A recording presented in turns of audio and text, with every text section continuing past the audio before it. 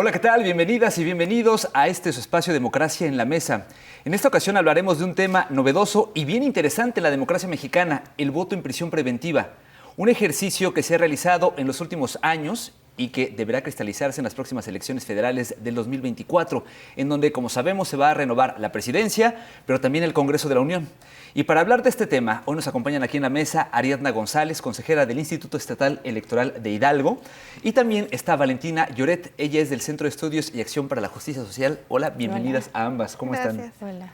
Muy bien, gracias. Todo bien, muchas gracias. Qué bueno que están aquí. Oigan, pues sin duda es un tema que sí, la gente desconoce y por lo que es importante hablar. Y les voy a pedir que en este caso me permitan comenzar con Valentina, porque Valentina, quisiéramos preguntarte algo. A ver, ¿quiénes son las personas que están en prisión preventiva y que deberían ser sujetas de poder votar? ¿Cuál es la situación jurídica de ellas, por favor? Pues son personas que están en prisión por una medida cautelar, ¿no? Y que, bueno, pues por determinados delitos que están en un catálogo en la legislación, hay unos que ameritan prisión preventiva ya de entrada por ley, pero hay otros que las juezas, los jueces determinan que es necesario que la persona viva su juicio privada de la libertad. Entonces son personas sin sentencia que, por lo tanto, sus derechos políticos no deberían estar suspendidos. El artículo 38 constitucional señala que una persona que tenga una sentencia pues pierde estos derechos políticos. Sin embargo, en 2019, la Sala Superior del Tribunal Electoral Federal determinó que en el caso de personas que no tienen sentencia no pueden ser suspendidos sus derechos políticos, ya que su presunción de inocencia no ha sido desacreditada. Y en México estamos hablando de alrededor del 40% de las más de 200,000 personas que están en prisión. Estamos hablando de más de 90,000 personas en esta condición jurídica en México. 90,000 personas es un universo enorme que debemos todos y todas evidentemente poder dimensionar. Y por ello, Ariadna, consejera Ariadna, quisiera yo preguntarle ahora, a ver, ¿por qué debemos garantizar el voto de esas personas? Ya nos explicó un poco Valentina, bueno, son personas que al no tener una sentencia no han perdido los derechos políticos, pero digamos, desde el ámbito de su expertise, que es el electoral, ¿por qué debemos garantizarles a ellos sus derechos? Claro, bueno, como bien lo menciona, no tienen suspendidos sus derechos político-electorales y el ejercicio pleno de estos derechos político-electorales es más que acudir y votar, o sea, el simple hecho de depositar en la urna tu voto, ¿no? Esto significa más allá de esto. Esto se trata de elegir, sí, quién te va a representar durante 3, 4 o 6 años, dependiendo del cargo, pero también se trata de quién es la persona que va a dirigir las políticas públicas del espacio en donde tú convives, ya sea dentro de la misma cárcel, el Cerezo y demás, o fuera de ello, que te cambia todo un contexto social, público, político, y que puede prevenir ciertas situaciones que a lo mejor te llevan a estar dentro de los cerezos de las cárceles. Y bueno, esa es la importancia, no es ir a aplicar todo esto que es una ciudadanía. Estas personas todavía son ciudadanas y ciudadanos mexicanos que tienen este derecho. Entonces, de ahí la importancia de seguir garantizando este derecho, porque no solamente es el simple hecho de cruzar con tu elección, sino es decidir todo el contexto en el que tú vives, ¿no? El derecho político electoral lleva todo esto a decidir sobre tu propio contexto, sobre tu propia realidad y quiénes van a ser esas personas encargadas de hacer estos cambios en tu realidad. Bueno, y además en un país en donde, ya lo decías tú, Valentina, la cifra de personas en prisión sin una sentencia es altísima, algo que como organizaciones sociales ustedes han denunciado, híjole, pues ya durante muchos años. Entonces quisiera preguntarle a ambas, a ver, ¿cómo es? Y lo pongo en la mesa porque además, pues ustedes dos participaron en lo que fue el primer ejercicio en el 2019, si no mal recuerdo, que fue en el estado de Hidalgo. Me corregirán. El primer ejercicio se dio en el proceso electoral 2020-2021 a nivel federal, en donde se llevó a cabo la primera prueba piloto que mandataba esta sentencia de la que he hecho mención, que debía hacerse una prueba piloto. Esta prueba piloto se llevó a cabo en 5 centros federales, en donde terminaron participando 766 personas de estos 5 centros federales.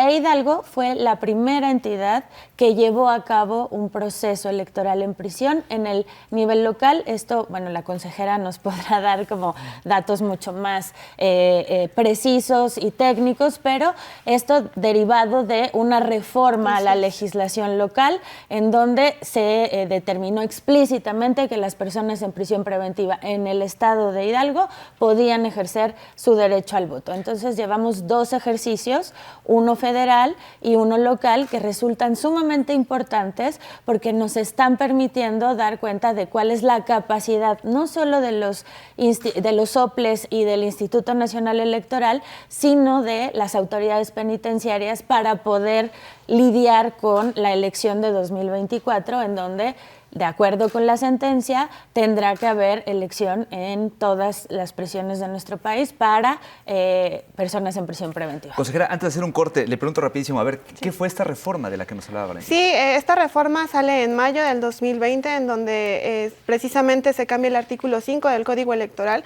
se agrega un último párrafo en donde ya se menciona explícitamente que las personas que se encuentran en prisión preventiva tienen derecho a participar en todos los procesos electorales y los mecanismos de participación ciudadana que el Instituto Estatal Electoral de Hidalgo pues organice. Y derivado de esto, pues para este proceso reciente que acabamos de terminar, el de la gubernatura, fue que pusimos en marcha pues precisamente esta primera acción de que en los 13 cerezos que se encuentran en el estado de Hidalgo, si bien no se pudo adoptar la medida en los 13 por cuestiones ahí de seguridad pública y demás, sí se pudo hacer en 5 cerezos que abarcaban más del 70% de la población que se encontraba en prisión preventiva, lo cual fue un gran ejercicio. De ahí a los que quisieron votar, pues ya disminuyó un poquito más el porcentaje de población que decidió acceder a este derecho.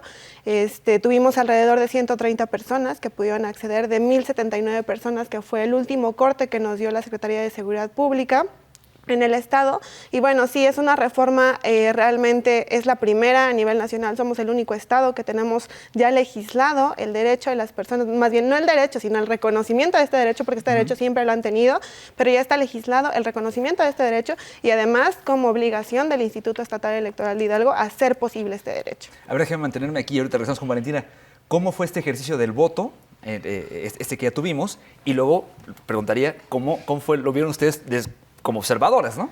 Claro, este modelo se denominó voto anticipado postal. Prácticamente fue el mismo modelo que se utilizó a nivel federal en la prueba piloto. De hecho, los lineamientos y el modelo operativo fueron aprobados por el Consejo General del INE y nosotros a su vez pues los tomamos como OPLE, y básicamente es un modelo de voto anticipado postal. Se realizaron 2 o 3 semanas antes de la jornada electoral que se realiza normalmente, comúnmente. Se tenían planeados hacerlo en 5 días, más o menos en un horario de 9 también a 5 de la tarde, en donde los funcionarios tanto de la Junta Local Ejecutiva del INE en Hidalgo como los servidores públicos del Instituto Estatal Electoral de Hidalgo iban a ir y pues en un espacio que habían adaptado precisamente los cerezos, iban a poner 2 mesas, una donde iban a estar las autoridades electorales, otra donde iba a estar la persona, y además pues teníamos ahí, fue interesantísimo porque tuvimos pues la participación de representaciones políticas, de los partidos políticos, de quienes tenían candidaturas. También tuvimos pues observadores, tanto ciudadanos como de una asociación civil, y también bueno, ese voto anticipado postal, lo que se hizo prácticamente fue que primero se pidió el universo de personas que estaban en prisión preventiva. De ahí se les mandó una solicitud, una invitación personalizada a cada uno de ellos, y de hecho hubo casos que se tuvieron que traducir, y de eso estuvo encargado el Instituto Estatal Electoral de Hidalgo. Se hicieron 9 traducciones en náhuatl, en ñañú y en otomí. Y, por ejemplo, ahí hubo una característica muy especial. Hubo una traducción que se pidió de lengua mije, que no es originaria del estado, de hecho es de Oaxaca. Entonces tuvimos que pedir que nos especificaran de qué variante era, de cómo era, pues para poder hacer la traducción correctamente, ¿no? Se realizó esta traducción. También hubo una petición de que hiciéramos la traducción en inglés. Entonces se realizó, así se mandaron las solicitudes. La invitación, posterior a ello, quien dijeron, bueno, sí, llenaron una solicitud. Esta solicitud regresó a INE para que ellos verificaran si cumplían con los requisitos, que básicamente era que tuvieran su credencial de elector vigente, que fueran del estado, y pues ya, ¿no? Entonces, con esto se creó la lista nominal. Ya esta lista nominal la tuvimos final de 130 personas en 5 cerezos. Estos 5 cerezos fueron el de Pachuca varonil y femenil, Tula, Huejutla, Tulancingo, y bueno, son esos 4, pero contamos a Pachuca como doble porque es varonil y femenil. Así es. Déjenme rápido hacer una pausa y ahorita regresamos, pero por favor no se vayan porque todavía tenemos que platicar de cómo fue la experiencia como observadores de este proceso y hay un montón de preguntas que seguramente tendrán sobre la mesa y en mente, pero no se vayan, vamos a hacer un corte rapidísimo y volvemos con esto que es Democracia en la Mesa, por favor.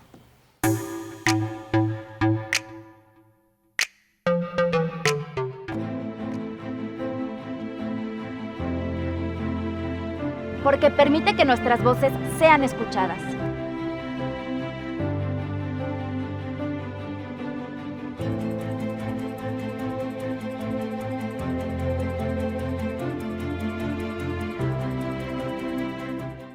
Es valioso actualizar la dirección ante el INE porque con ello puedo tomar decisiones para mi colonia y tener una mejor calidad de vida. Para estar vigente a la hora de votar.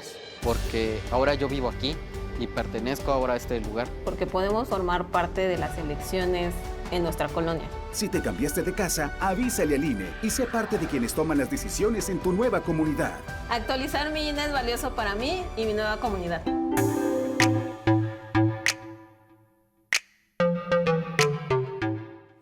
Gracias por continuar con nosotros en este su espacio que es Democracia en la Mesa. Estamos platicando el día de hoy con la consejera Ariadna González del Instituto Electoral de Hidalgo y también con Valentina Lloret, ella del Sea Justicia, para no comernos ahorita más tiempo, una asociación civil. Oigan, nos quedamos antes de irnos al corte pendientes de la respuesta. A ver, estábamos hablando de esta prueba que se hizo en Hidalgo, primero la prueba piloto, después ya lo que nos platicaba la consejera, pero como observadores, como gente que justamente su misión es ver que esto se lleve de forma correcta, ¿qué podemos ahí decir? Pues antes que, como un antecedente, me gustaría mencionarles por qué se configuró el Observatorio de Elecciones y de Derechos Políticos en Prisión, Libres para Elegir. Y es desde una visión de por qué es importante que las personas en prisión preventiva se les restituya su derecho al voto particularmente. Y esto tiene que ver con romper círculos de exclusión, ¿no? Se piensa que las cárceles son un lugar en donde las personas deben ser olvidadas y en realidad lo que debería estar sucediendo es que existan procesos de reinserción que impliquen vínculos con la comunidad. De ahí la importancia del derecho al voto. A partir de esto se observó este primer ejercicio en el 2021 y en este ejercicio nosotras a partir de un informe hicimos algunas recomendaciones como que existiera observación electoral, mejores medios de información para las personas en prisión preventiva, ya que recibían a la mera hora de ejercer el derecho al voto las plataformas de los partidos políticos y eso no permite ejercer un voto informado, razonado, ¿no?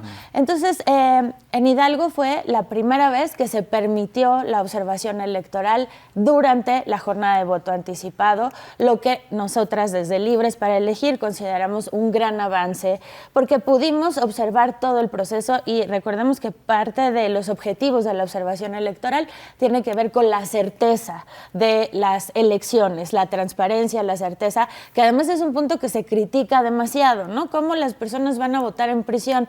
Seguramente se les va a condicionar el voto, se va a comprar el voto, todo esto que genera muchas dudas, pues cómo se disminuye pues a partir de la participación ciudadana que garantiza pues esta transparencia, esta certeza. Entonces, por este lado, nosotras celebramos mucho este aspecto y por otra parte, los avances que se tuvieron en cuanto a derecho a acceso a la información, ya que en esta ocasión, por el OPLE y la colaboración entre el OPLE y la Secretaría de Seguridad Pública Estatal, se logró que las personas que iban a ejercer su derecho al voto tuvieran acceso por lo menos a 2 de los 4 debates de candidatos y candidata a la gobernatura pudieran ser transmitidos. Desde Libres para Elegir, también la autoridad penitenciaria nos dio la oportunidad de hacer una encuesta después de la jornada de voto anticipado. ¿Como una encuesta de salida? Como una encuesta, pues no de salida, sino para conocer la experiencia de las personas.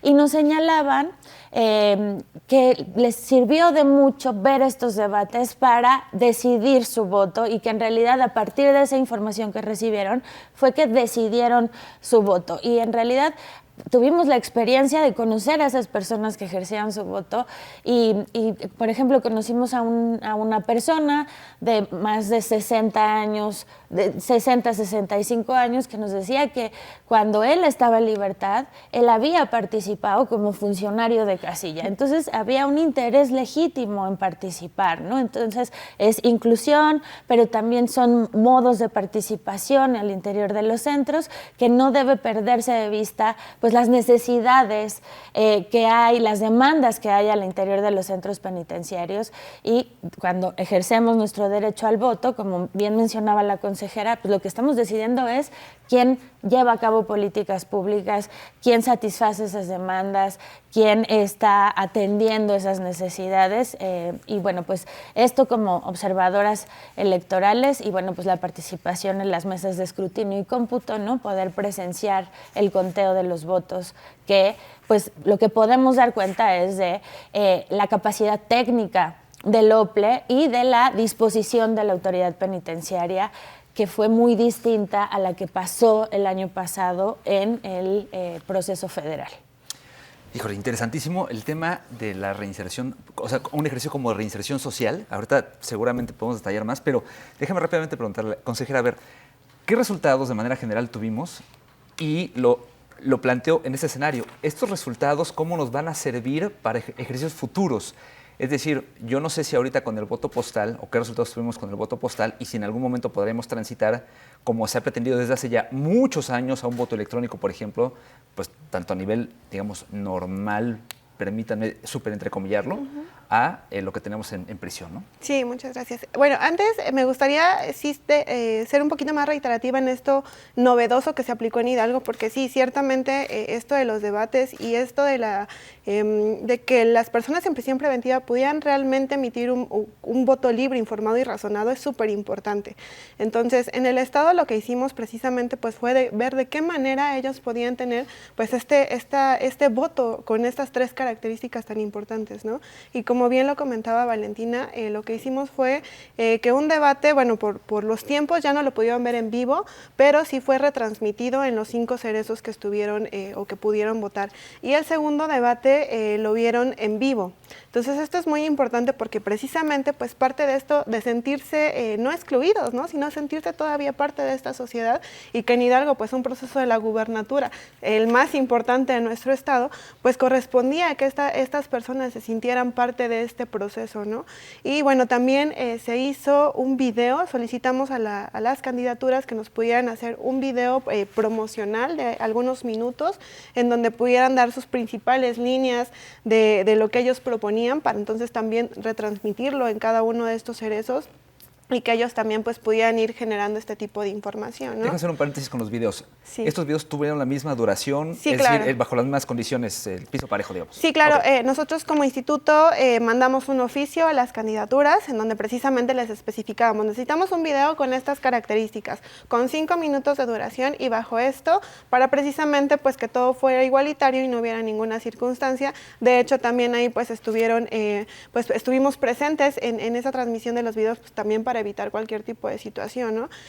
Fueron estos videos, también junto a la asociación, en algunos cerezos se dieron algunos talleres súper importantes, porque previo al voto se dieron talleres, porque muchas veces también la población que no está entre los cerezos pues desconoce un poco, tiene cierto desinterés de lo que son los procesos electorales y demás. Entonces pues las personas que están dentro de las prisiones o dentro de los cerezos pues más aún, ¿no? Se encuentran más desencantados todavía de esta realidad. Entonces también el llevarles un taller que les pudiera pues realmente dar un poquito a conocer el poder tan enorme que se tiene cuando ejerces tus derechos político-electorales, que sí, a lo mejor existen ciertas dificultades, pero que conociendo y teniendo la información puedes hacer bastante. Me parece que fue un elemento muy importante lo de los observadores electorales.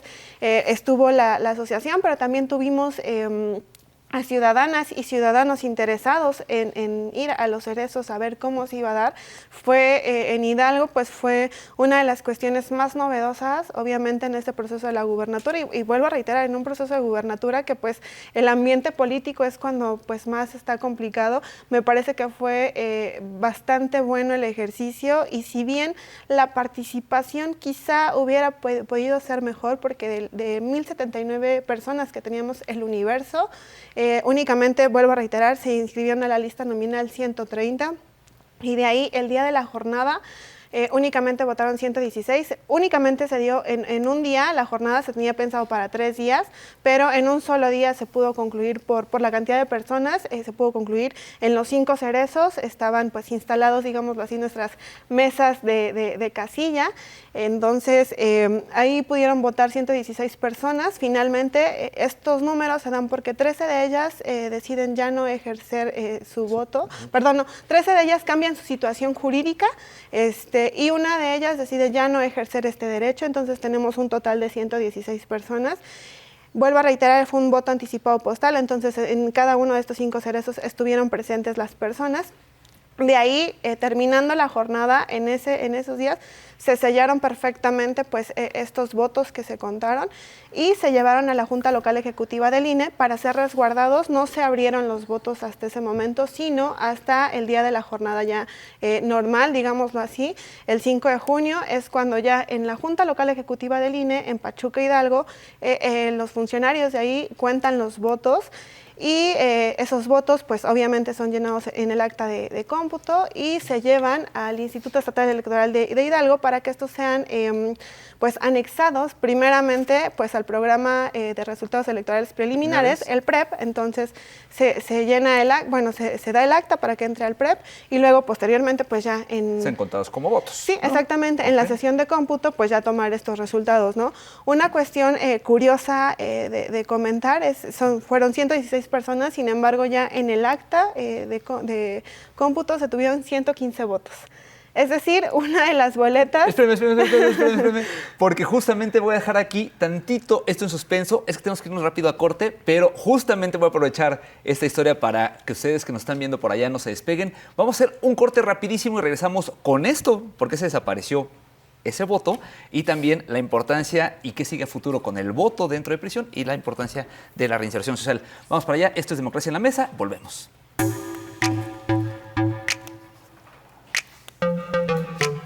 Tramitar mi INE es valioso porque es muy importante que mis valores se vean reflejados en las decisiones de mi país. Estoy muy emocionada porque por fin mi voz va a contar. Porque ya es tiempo de tomar mis propias decisiones. Ya puedo tomar decisiones, ya puedo votar. Así empecé mi cumpleaños, yendo por mi INE. Si ya cumpliste 18 años, ve al módulo del INE y tramita tu credencial. Haz tu cita en INE.mx o llama a INETEL 804-33-2000. Mi INE es valioso porque me identifica y nos une. ¿Qué pasará si pierdo mi INE? Pues prácticamente perdería el derecho al voto. No existiría mi identidad. Perdería el derecho a la democracia. No podría hacer valer mi opinión. Sin mi INE no podría hacer nada porque me la piden en todos lados para todos los trámites. Si perdiste tu credencial o perdió vigencia, acude al módulo y actualízala. Haz tu cita en INETEL 804-33-2000 o en INE.mx. Mi INE es valioso porque me identifica y nos une.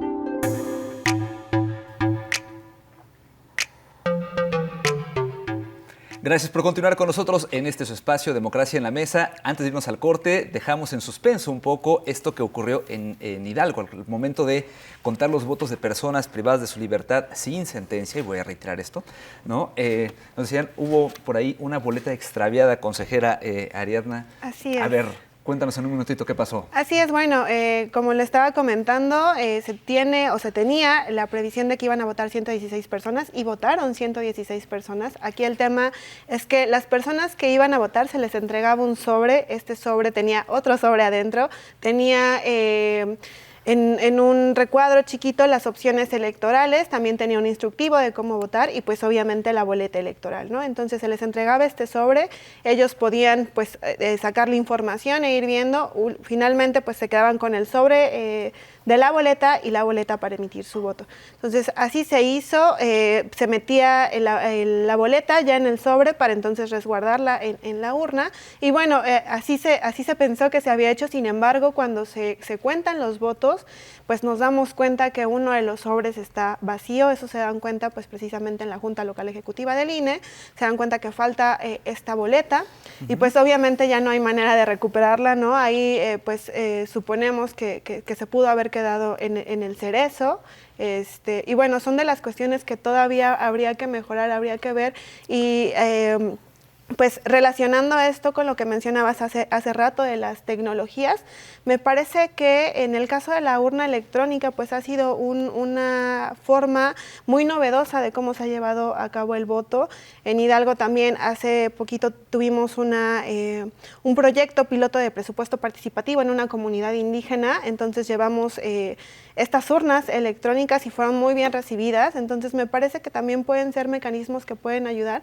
Sin embargo, también creo que más allá de pensar ahorita en la implementación tecnológica, algo súper importantísimo que tenemos que ver es la educación cívica electoral dentro y fuera de los cerezos, ¿no? Me parece que eso es lo más importante ahorita, porque también, si bien tuvimos 130 personas inscritas, 115, 116 personas que votaron, al final de un universo de 1,079 personas que se encontraban en esta situación, me parece que el número es bajo, ¿no? Y esto puede corresponder a muchísimas cosas.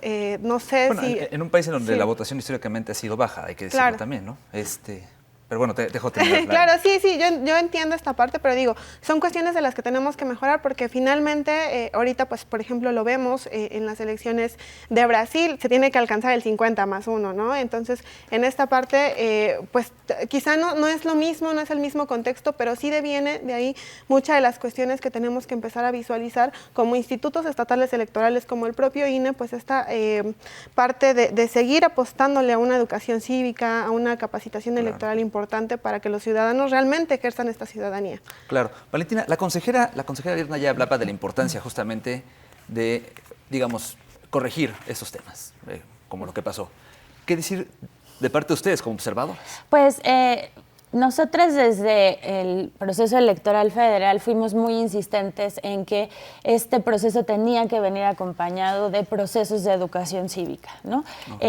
Y pues hicimos las gestiones que se requirieron, y el OPLE de Hidalgo nos permitió dar estos talleres antes de la jornada de voto anticipado, y nos parece que fue un ejercicio muy rico porque permitió abordar algunos temas, pero también escuchar al otro lado y el interés que había por la participación y esta sensación y que no es una sensación, es una realidad, ¿no? de abandono de los centros penitenciarios, ¿no? Entonces, pues en este sentido, pues tenemos datos, por ejemplo, que del Diagnóstico Nacional de Supervisión Penitenciaria que genera la Comisión Nacional de Derechos Humanos, en donde los centros penitenciarios de Hidalgo están reprobados con 4.5, con condiciones de sobrepoblación, de higiene deficientes, insuficiencia o inexistencia de instalaciones, de personal penitenciario, etc. Entonces, todas estas condiciones, ¿cómo las hacemos visibles sin la participación de las personas que viven esta realidad cotidianamente?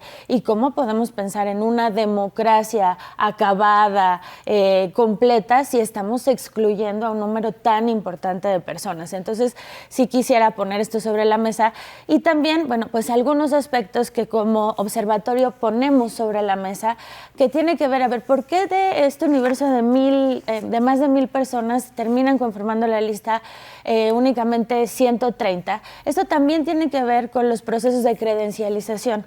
Recordemos que pues nuestra vigencia en la lista nominal es de 10 años, ¿no? Una vez que pasan esos 10 años, tenemos que renovar nuestra inscripción a la lista nominal, al padrón electoral. Pensemos que en México hay personas que tienen más de 10 años en prisión preventiva, aunque la ley señala que lo máximo son 2 años. Entonces, les pongo un ejemplo muy rápido. Las personas que a partir de su juicio de derechos ciudadanos, ¿no? Impulsaron que hubiera esta sentencia, son 2 personas de origen tzotzil, que pues afortunadamente ya están libres, pero no hubieran podido participar en el proceso porque llevaban 16 años en prisión preventiva, lo cual quiere decir que ya no estaban en el padrón electoral, por lo tanto no hubieran podido ser parte de la lista nominal de personas en prisión preventiva. Entonces también, digamos, son cuestiones que se tienen que ir mejorando. Entonces, pensar en procesos de credencialización que apuntan al derecho político, pero también al derecho a la identidad, porque estas dos personas de Chiapas empezaron este JDC no porque les interesaba particularmente emitir su voto, sino porque necesitaban documentos de identidad. Entonces vemos cómo hay derechos que van de la mano. En México nuestros derechos políticos están intrínsecamente ligados con nuestro derecho a la identidad. Entonces todas estas reflexiones pues hay que darlas. Otros asuntos, por ejemplo, mejorar, tener procesos de capacitación y sensibilización tanto para el personal electoral que se enfrenta a una realidad completamente distinta a las elecciones generales, por llamarlas de alguna forma, y a la autoridad penitenciaria en temas de democracia, porque es importante que salgan bien los procesos electorales, ¿no? Y en otros aspectos, pues la simplificación del proceso de votación, mejorar esta relación entre autoridad electoral y penitenciaria a través de convenios de colaboración, pero también de reglamentos. En Argentina hay un reglamento que regula qué hace la autoridad penitenciaria, qué hace la autoridad electoral, cómo se dan campañas políticas al interior de los centros. En Costa Rica inclusive ya hubo un debate presidencial al interior de un centro penitenciario. Es decir, en México tenemos todavía muchos pasos por avanzar. Esto no quiere decir que los pasos que se han avanzado nos parece que han sido sólidos, pero hay todavía áreas de mejora que, bueno, menciono estas principales, pero sobre todo pensar que si en nuestra democracia hay un sector de la población que está siendo excluido de la democracia procedimental, entonces, ¿qué está pasando con nuestra democracia sustantiva? Claro. Consejera, en un minutito, se nos va el tiempo, una reflexión final de cuánto nos falta, porque en Hidalgo ya es una realidad que se reconoce este derecho, faltan las demás entidades. ¿Qué tan difícil está el camino? Pues me parece que es complicado porque vuelvo a lo mismo. Aquí se trata de una coadyuvancia importante entre los organismos electorales y la Secretaría de Seguridad Pública de cada uno de los estados. Como bien lo comentaba Valentina, los cerezos en el estado de Hidalgo, por eso en un primer momento solamente fueron 5 cerezos, porque los otros quedaban excluidos porque ni siquiera espacio suficiente se tenía para que se pudiera acceder a realizar, a materializar el derecho de estas personas. Entonces me parece que es muy importante y sí hay muchísimamente que avanzar todavía, hay mucho camino que recorrer. Como bien lo decía, con el tema de seguridad pública, pues es también poderles hacer analizar, el reflexionar sobre lo importante de emitir estos votos, pero también es ir viendo cómo podemos ir, sí, incluyendo más de estas personas. Si bien ahorita tuvimos, pues, que pudieran ver los debates, que pudieran ver un video, pues, con esto no es suficiente. Los ciudadanos que estamos fuera, pues, diariamente escuchamos y aún así muchas veces te preguntan, oye, ¿quién es tu candidato o candidata? Y no tienes idea de lo que está pasando, ¿no? Entonces me parece que todavía esa parte de mayor difusión y también que las mismas candidaturas pues hagan parte a estas personas, son personas en situación de vulnerabilidad y que entonces también merecen ser parte de estas campañas, de ser escuchados, de ser parte de las mismas propuestas, ¿no? A mí me parece que muchas de las campañas nunca se habla de las personas que se encuentran en los cerezos, ni los que ya están sentenciados, ni los que están esperando su sentencia, ¿no? Entonces me parece que también es parte importante. Y en Hidalgo, pues el próximo reto que tenemos 24, del proceso electoral del 2024, pues tenemos diputaciones y ayuntamientos. Entonces, también ver hasta materializar de qué manera vamos a poder llevar a cabo este voto, porque pues, se puede dar casos en donde una persona se encuentre en un cerezo de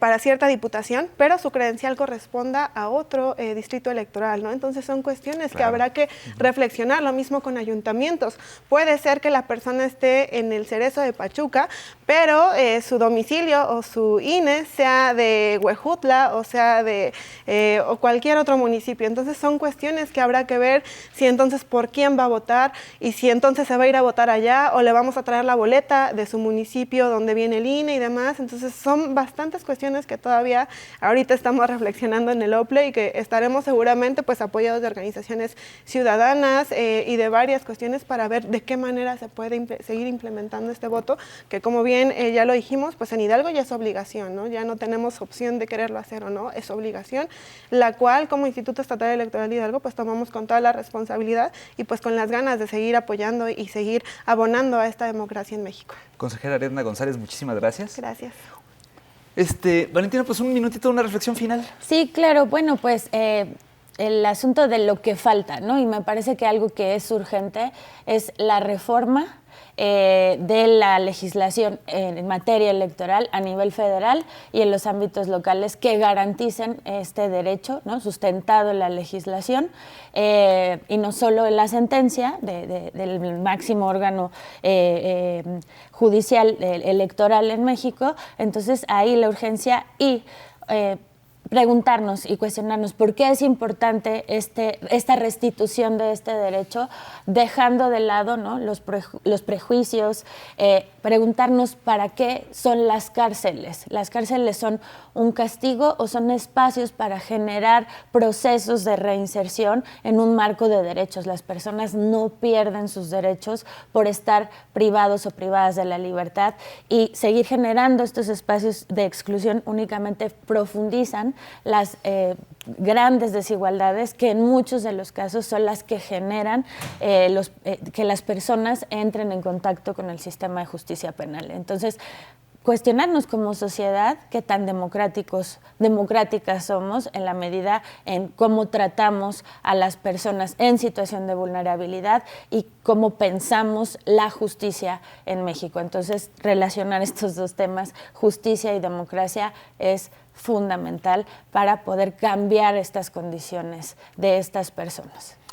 Valentina Lloret, muchísimas gracias por estar con nosotros. Gracias. Muchas gracias a ambas, de hecho.